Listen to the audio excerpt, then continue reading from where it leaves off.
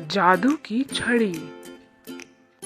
बीरबल मुगल शासक समय के एक बहुत जाने माने मंत्री थे और अकबर के बहुत करीबी दोस्त और बहुत सही सलाह देने वाले व्यक्ति भी थे।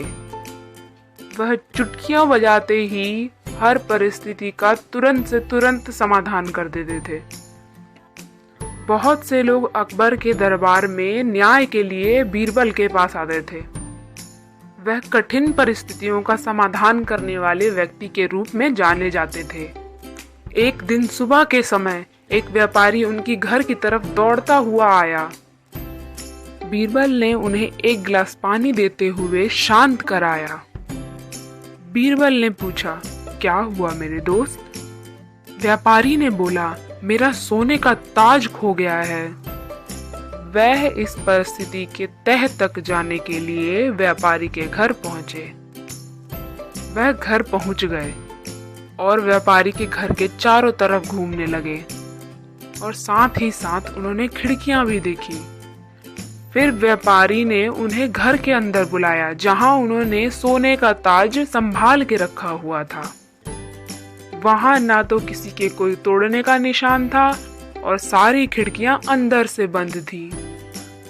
बीरबल बोले, क्या आपके घर कोई भी मेहमान आए हैं?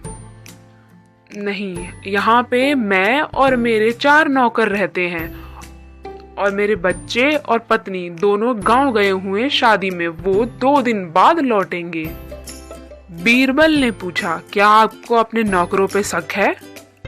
व्यापारी ने जवाब दिया, मेरे नौकर बहुत ही सच्चे और ईमानदार हैं और वह मेरे परिवार के लिए काफी सालों से काम करते आ रहे हैं। बीरबल ने व्यापारी से बोला, क्या मैं उन चारों से मिल सकता हूँ? मुझे कुछ सवाल पूछने हैं एक एक करके। सभी नौकर वहां उपस्थित हुए और बीरबल को तुरंत एक सुझाव आया। उन्होंने बोला, मैं आपके घर एक रात रुकना चाहता हूँ। बीरबल ने एक एक करके लकड़ी की छड़ी उन चारों नौकरों को पकड़ाई और वह बोले, इन लकड़ियों में जादुई ताकत है। अगर इन्हें चोर पकड़ता है तो ये 2 इंच अपने आप लंबे हो जाएंगे अगले दिन। इतना बोलते ही सब सोने चले गए। अगली सुबह बीरबल ने उन चारों नौकरों से मिलने के लिए कहा और उनकी छड़ी देखने लगे। उन्होंने एक एक करके सबकी लकड़ियां देखी और एक नौकर की 2 इंच लकड़ी छोटी हो चुकी थी दूसरों के मुताबिक। बीरबल ने उस चोर की तरफ उंगली दिखाते हुए कहा, तुम चलो मेरे साथ दरबार में। वह चोर माफी के लिए बीरबल के पैरों में गिर गया। उन्होंने व्यापारी से बोला, ताज इसी के पास है, आप इससे ले लीजिए। उन्होंने उस नौकर से वह ताज वापस ले लिया और उन्होंने बीरबल का शुक्रिया अदा किया और उन्होंने ये भी पूछा कि आपने कैसे चोर को पकड़ लिया। फिर बीरबल ने उन्हें बताया कि उन लकड़ियों में कोई भी जादुई ताकत नहीं थी।